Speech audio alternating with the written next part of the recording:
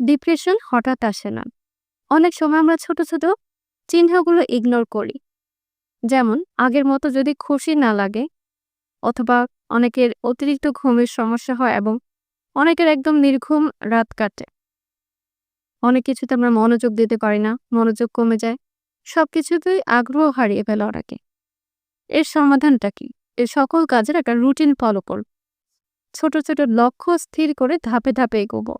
এরপর একটা ব্যায়াম করুন, একটু হাঁটুন অথবা ইয়োগা করুন অথবা যেকোনো ধর্মীয় কিতাব পড়তে পারেন।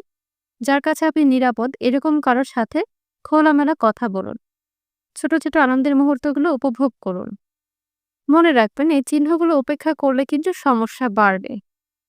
দরকার হলে পেশাদার কারো সাহায্য নিতেও লজ্জা করবেন না।